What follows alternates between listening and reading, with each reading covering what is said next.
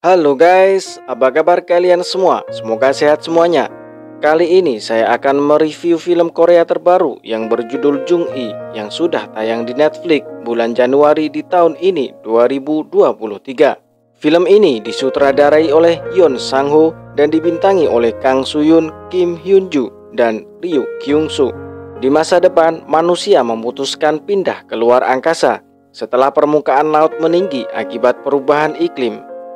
Setelah berhasil membangun penampungan di antara orbit bumi dan bulan, manusia dipindahkan ke lebih dari 80 penampungan selama beberapa dekade dan menetap di sana. Namun tidak lama setelah itu, penampungan nomor 8, 12, dan 13 mendeklarasikan diri sebagai Republik Hadrian. Mereka dengan keji menyerang bumi dan penampungan lainnya, yang mengakibatkan perang antara sekutu dan Republik Hadrian selama beberapa dekade. Kemudian manusia yang tersisa di bumi memproduksi amunisi perang dan hidup seperti roda mesin perang. Film ini juga menunjukkan bagaimana mereka berusaha melakukan cloning tentara bayaran hebat untuk menjadi robot kecerdasan buatan. Dia dibuat untuk menjadi alat mengakhiri perang. Seperti apakah ceritanya? Ceket-ceket kaki set-set, langsung saja ke ceritanya.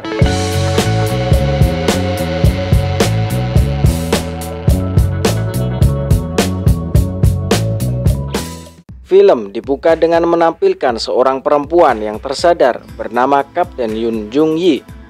Kita panggil saja Jung. Saat itu Jung sedang melawan para robot dari Republik Hadrian, dan robot dengan bentuk hewan dari Hadrian bernama Zimbo pun juga di sana.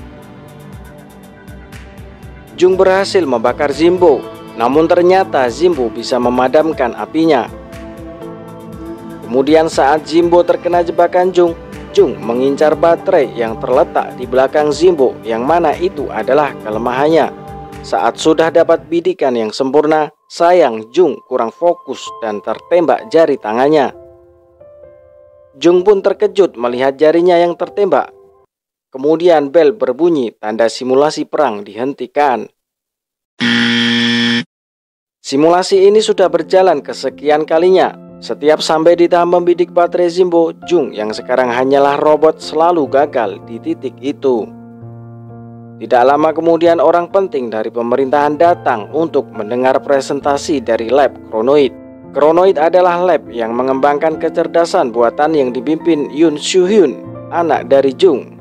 Kemudian Direktur Lab Kronoid Kim Sang-hoon dengan gugup membuka presentasi tersebut. Kemudian dilanjutkan dengan presentasi video yang menjelaskan prajurit legendaris, yaitu Kapten Yoon Jung-yi. Selama Jung memimpin tim 45 pasukan 8, dia sukses menyelesaikan misi dan menorehkan prestasi luar biasa. Pada 35 tahun yang lalu, Jung turut serta dalam misi meledakkan pipa bahan bakar shelter B-25 milik Hadrian. Namun misi itu gagal, Jung berakhir koma. Dengan persetujuan dari keluarga, Kronoid mengerahkan seluruh usaha untuk perawatan Jung dan membuat data dari replikasi otaknya. Kronoid akan mengembangkan kecerdasan buatan komando tempur tercanggih yang dilengkapi dengan semua keahlian taktis dan tempur, serta loyalitas dan tekad luar biasa yang dia miliki. Program itu dinamakan Jung-i. Proyek itu dikembangkan agar semangat Jung terus hidup. Selain itu, Yoon yang akan menyelesaikan proyek itu sebagai ketua tim. Kemudian dilanjutkan Jung yang mempresentasikan proyek Kronoid.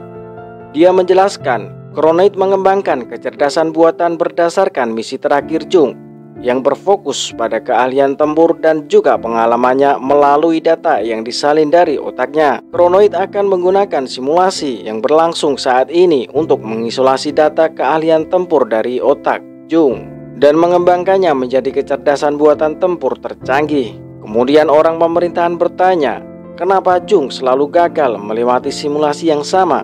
Kami akan memastikan Jung berhasil melewati simulasi bagaimanapun caranya, jawab Yoon. Beberapa hari kemudian, Jung bercerita kepada salah satu bawahannya. Dia menceritakan alasan kenapa ibunya menjadi tentara bayaran dan terus berperang. Saat masih kecil, ada tumor di paru-paru Yoon. Biaya pengobatannya sangat tinggi. Satu-satunya cara ibunya memperoleh uang hanyalah dengan menjadi prajurit bayaran. Jung kecil pun sangat mengkhawatirkan ibunya yang mungkin bisa mati karenanya. Hari saat Yun dioperasi adalah hari terakhir ibunya berperang.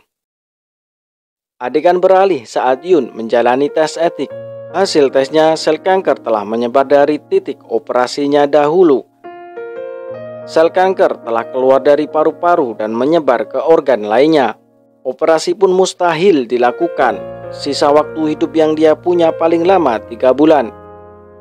Yun pun kecewa karena jika hasilnya seperti itu, kenapa dulu repot-repot dioperasi? Kemudian Yun disarankan melakukan replikasi otak dan beralih ke tubuh prostesis. Lalu dia teringat saat otak ibunya akan dikontrak kronoid. Saat itu keluarga Jung tidak punya biaya. Karena itulah keluarga Jung menyetujui kontraknya, yang mana itu adalah tipe C. Biaya perawatan Jung ditanggung perusahaan dan menanggung biaya hidup serta pendidikan putrinya. Replikasi otak tipe C adalah seluruh data otak akan diberikan kepada perusahaan atau pembeli data. Tidak ada hak asasi dan akan ada banyak cloning yang dibuat berdasarkan data dari otak dan akan sulit untuk dikenali lagi. Jika tipe A beralih ke tubuh prostesis, mendapatkan hak asasi yang setara. Tipe B masih mendapatkan hak asasi, namun harus menandatangani persetujuan penggunaan otak. Beberapa hari setelahnya, Presdir datang ke lab kronoid. Presdir memberitahu Yun bahwa para peneliti di kantor pusat juga turut mengembangkan kecerdasan buatan dan meminta ketua Yun menghentikan pengembangan kecerdasan buatan tempur lagi. Dengan alasan era perang akan segera berakhir dan meminta Yun untuk mengalihkan robot kecerdasan buatan tempur ke robot kecerdasan buatan untuk rumah tangga dan pelayanan menggunakan otak Jung. Kantor pusat juga hanya memberikan simulasi kecerdasan buatan tempur 1 hari atau 1 kali lagi untuk yang terakhir. Saat simulasi itulah Yun merencanakan untuk membebaskan ibunya atau Jung. Karena Yun tidak sanggup melihat ibunya dijadikan robot rumah tangga atau pelayanan. Ditambah lagi Yun melihat salah satu bawahannya menggunakan robot Jung sebagai pemuas nafsu. Kemudian Yun memulai rencananya dengan mengoperasikan sendiri simulasi terakhir. Dia menyuruh Jung untuk mendengarkan perkataannya. Yun berkata, "Kau akan dibiarkan koma setelah pertempuran yang akan terjadi tidak lama lagi. Orang-orang akan mereplikasi otakmu dan akan menggunakan data tersebut untuk membuat robot kecerdasan buatan sepertimu." Kemudian Yun memprogram Jung tetap aktif setelah simulasi selesai. Simulasi terakhir pun dilakukan. Setelah selesai, laporan otak Jun sedikit aneh. Reaksi otaknya lebih lemah dari sebelumnya. Sang Hun yang mendengar laporan itu pun cuek dan keluar dari ruangan. Namun tiba-tiba dia tersadar dan kembali lagi ke ruang simulasi untuk melihat rekaman simulasi. Sang Hun mengetahui bahwa itu sudah direncanakan. Kemudian alarm dibunyikan. Jung yang aktif pun berhasil kabur dan Yun menghapus data asli otak Jung. Saat Jung kabur, sampailah di suatu ruangan dan melihat robot-robot yang mirip dirinya. Tidak lama robot-robot lain dari kronoid datang mencari Jung dan terjadilah perkelahian. Saat Jung hampir mati, datanglah Yun menonaktifkan robot kronoid. Tak lama, polisi robot datang. Namun Yun sudah mengganti tubuh Jung dan berhasil keluar dari gedung. Lalu mereka kabur menaiki kereta. Tapi ternyata di dalam kereta sudah ada Sang Hun. Jung kemudian maju untuk menghajar Sang Hun. Namun Sang Hun berkata, "Jangan bergerak atau putrimu akan mati." Yun yang mendengar itu pun berkata, "Semua ingatan tentang putrinya telah aku hapus. Sekarang Jung telah bebas."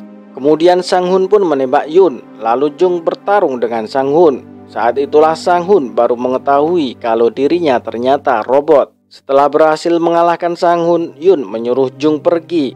Tapi Jung yang mendengar perkataan Sang Hun sebelumnya pun bertanya pada Yun. Namun pertanyaan tersebut dihentikan Yun dengan menyuruh pergi karena polisi segera datang. Film selesai. Dari film ini mengingatkan saya sebagai orang yang sudah punya anak bahwa apapun akan dilakukan untuk anak, untuk kebahagiaannya, kesuksesannya, kesehatannya, keselamatannya. Dan saya yang juga sebagai seorang anak untuk menjaga nama baik orang tua. Semoga yang sudah punya anak diberikan kekuatan, kemudahan, kesehatan untuk merawat mendidik anak-anaknya tercinta. Sampai di sini dulu, jangan lupa like, subscribe, share. Ciao.